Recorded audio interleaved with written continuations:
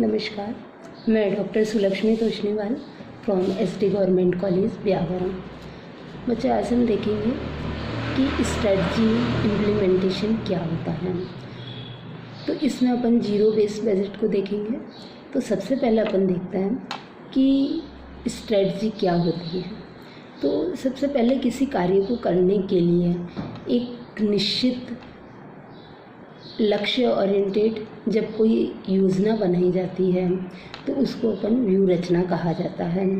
तो वो view Kotler के अनुसार कि उस व्यू रचना के लिए सबसे पहले तो कि वो अपने आप में व्यू रचना बहुत अच्छी होना आवश्यक है। फिर है कि उसकी संरचना किस तरह की है, उसका प्रोसीजर क्या है। यदि ये सब अच्छा है तो वो अपने आप में स्ट्रेटजी बहुत अच्छी मानी जाएगी। परंतु इसके साथ में उसको इम्प्लीमेंट कैसे किया जाए, तो उसको इम्प्लीमेंट करने की स्टाइल क्या है, स्टाइल मैनेजरियल स्टाइल क्या है, उस स्टाफ कैसा है, उनकी स्किल किस तरह की है और उनके ऑर्गेनाइजेशनल वैल्यूज़ क्या हैं। तो इन सब बातों पर डिपेंड करता है कि वो जो स्ट्रेटजी है वो किस तरह से लागू की जाएगी और वो उसकी सफलता कितनी होगी। अब इसी को आधार मानकर अपन जीरो बेस्ड बजट को देखते हैं। तो अब अपन देखते हैं कि ये बिल्कुल नई बजट टेक्निक है जो बजटन को प्रबंध के एक तंत्र के रूप में नई शक्ति प्रदान करती है। अब ये टेक्नोलॉजी ये बताती है कि संगठन को केवल नए कार्यक्रमों के विषय में निर्णय लेने चाहिए। केवल वो निर्णय लेना ही सफिशिएंट नहीं है, वरन जो कार्यक्रम अभी चल रहे हैं उन कार्यक्रमों के औचित्य के विषय में भी उसे सोचना चाहिए कि वो वास्तविकता में वो कार्यक्रम सही है या नहीं, उन्हें अप्लाई क्यों किया जा रहा है, उसके पीछे लॉजिक क्या है। यदि ये सब बातें सोच ली जाए तो वो उपक्रम की जो व्यू रचना है वो ज़्यादा अच्छी होगी। अब इसमें अपन देखते हैं कि जो स्वैच्छिक लागत, जो उत्तरदायित्व केंद्र स्थापित करने चाहिए कि वास्तविकता में जो कार्य किया जा रहा है उनके लिए रेस्पॉन्सिबल कौन है। और परंपरागत जो बजटन प्रणाली है उससे थोड़ा सा चेंज जीरो बेस्ड बजट दिया गया है। तो परंपरागत बजटन प्रणाली में ये देखा जाता है कि पिछले साल इस बजट में इस मद पर कितना खर्च किया गया था और उसकी उपयोगिता क्या थी, उसके आधार पर वर्तमान में उस मद पर बजट अप्लाई किया जाता है या बजट इशू किया जाता है। परंतु वर्तमान इस जीरो बेस्ड बजट में पिछले समंकों को आधार नहीं माना जाता है, बल्कि नए जो प्रमोशनल विचारधारा है उसको अपनाया जाता है। इसमें माना जाता है कि प्रत्येक बजट का निर्माण शून्य मान करके किया जाता है।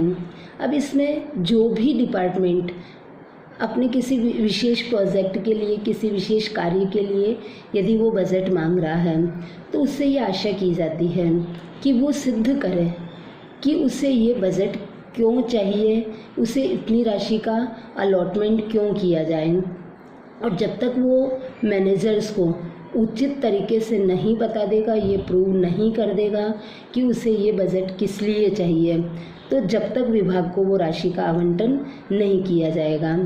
अब उसको साथ में ये भी बताना पड़ेगा कि यदि उसे ये इस प्रोजेक्ट पर ये इतना बजट चाहिए, यदि ये बजट नहीं दिया तो उससे डिपार्टमेंट को क्या लॉस हो सकते हैं और डिपार्टमेंट को जो लॉस होएगा उससे पूरी संस्था पर क्या प्रभाव पड़ेगा।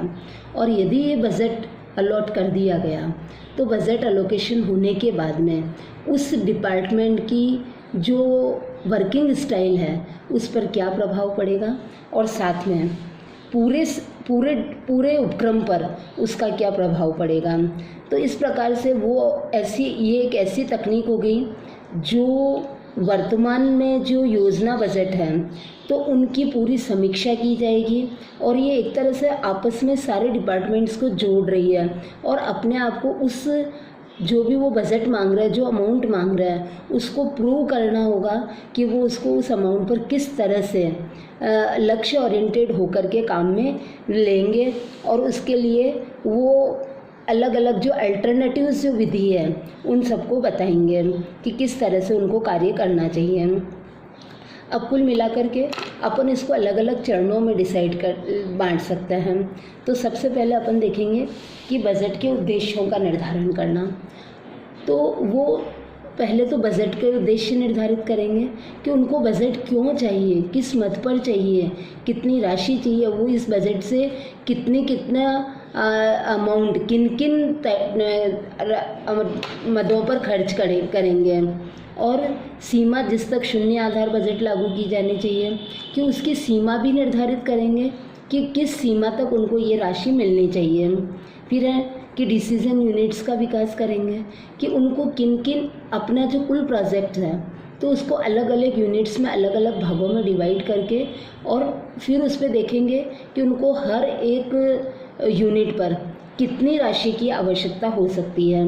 तो इसके लिए उनको अलग जो डिसीज़न पैकेजेस हैं उसका विकास करना होगा कि उनको डिसीज़न किस आधार पर लेना है, क्या उपक्रम को इस बजट को देने से कोई विशेष फ़ायदा हो सकता है, और उसको फ़ायदा यदि वो बजट नहीं देगी तो उपक्रम को किस सीमा तक लॉस बियर करना पड़ सकता है, तो इसको आधार माना जाएगा। अब है कि जो निर्णय पैकेजों की है, जो भी निर्णय के लिए उनको पैकेज दिया गया है तो उसका पूरा विश्लेषण किया जाएगा। विश्लेषण करके उसको अलग अलग कैटेगरी वाइज किया जाएगा। तो जब उसको कैटेगराइज कर दिया जाएगा तो उसमें देखा जाएगा कि कौन सी कैटेगरी ऐसी है जिसमें कि उस बजट का होना या उतने बजट का होना आवश्यक है, और उसके आधार पर ऑल ओवर संस्था का एक बजट बनाया जाएगा। और बजट बना करके एक तरह से पूरी सब डिपार्टमेंट्स को जो रिसोर्सेज है उनका अलॉटमेंट किया जाएगा। तो इस तरह से हम कह सकते हैं कि जो परंपरागत बजट बनता है तो उसके विपरीत जो शून्य बेस्ड बजट है तो उसके क्या फ़ायदे हो सकते हैं।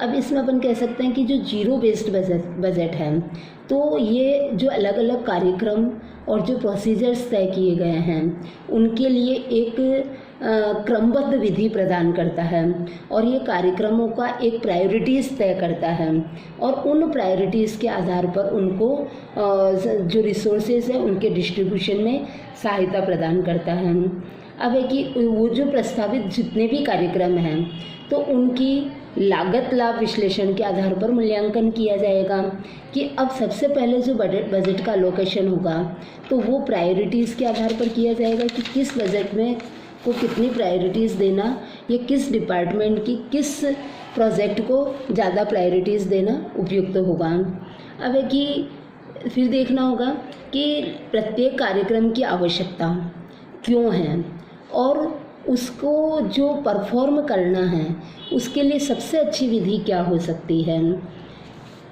और फिर ये देखना है कि उन क्षेत्रों की पहचान करना है कि सबसे ज़्यादा संसाधनों का मिसयूज़ कहाँ हो रहा है, और इसके लिए उसको प्रयोग विधि में भी सुधार किया जा सकता है और उस सुधार के आधार पर कार्य किया जाएगा। और वो अपनी आर्थिक उपादेयता को फिक्स करेगा कि वो तर्कपूर्ण है अथवा नहीं है, और हर विश्लेषण और मांग को न्यायोचित ठहराने के लिए कार्य करेगा। प्रत्येक जो निर्णय है वो प्रबंधक को अपनी आर्थिक उपादेयता का एक तर्कपूर्ण प्रदर्शन करना होता है कि अपनी जो मांगे हैं उनको न्यायोचित ठहराना होगा कि वो वास्तविकता में उस कार्य के लिए उपयुक्त है और उनके लिए उस बजट की आवश्यकता है। और इसके लिए उसे जो भूतकाल में जो पास्ट में जो कार्य हो रहा था आवश्यक नहीं है कि वो कार्य हो उसी तरह से हो या उतना ही बजट उनके लिए आवश्यक है, उससे ज़्यादा बजट की भी उनको आवश्यकता हो सकती है। तो इस तरह से हम कह सकते हैं कि सार रूप में कि जो जीरो बेस्ड बजट है वो संसाधनों के इफ़ेक्टिव डिस्ट्रीब्यूशन में सहायता करता है, और जो उत्पादकता है और जो लागत है उनकी दोनों की प्रभावशीलता में सुधार करता है, और इसके साथ में जो कॉस्ट कंट्रोल में सहायता करता है, और इस जितनी भी फालतू की जो क्रियाएं हो रही हैं उन सबको वो दूर करता है। और उनका एक ही काम रहता है कि किस तरह से संगठनात्मक उद्देश्यों को प्रभावी तरीके से लागू किया जाए और उच्च जो हायर मैनेजर्स हैं उनकी समय की कैसे बचत हो और उस कार्य को बचत करके भी किस तरह से प्रभावी किया जा सकता है। परंतु कुछ इसकी लिमिटेशंस भी है कि वो अन्य काफ़ी प्रॉब्लम्स भी क्रिएट कर सकती है कि जैसे इसमें जो पेपर वर्क है वो काफ़ी बढ़ जाता है और जो डिसीजन लेने में काफ़ी कॉम्प्लिकेटेड हो सकता है कि और जनरली जो मैनेजर्स होते हैं कि उनको लगता है कि न्यूनतम प्रयास में काम हो जाए, परंतु इसमें इसके लिए उनको एक इफ़ेक्टिव जो मेजर्स हैं वो डिसाइड करने पड़ते हैं। परंतु कुल मिलाकर के हम कह सकते हैं कि जो जीरो बेस्ड बजट है यदि उसे सिस्टमेटिक तरीके से अपनाया जाए तो ये उच्च प्रबंधन को कई प्रकार की प्रशासनिक और कई प्रकार की प्रबंधकीय समस्याओं से बाहर निकाल सकता है और ये ज़्यादा अच्छा कार्य करवा सकता है। Thank you.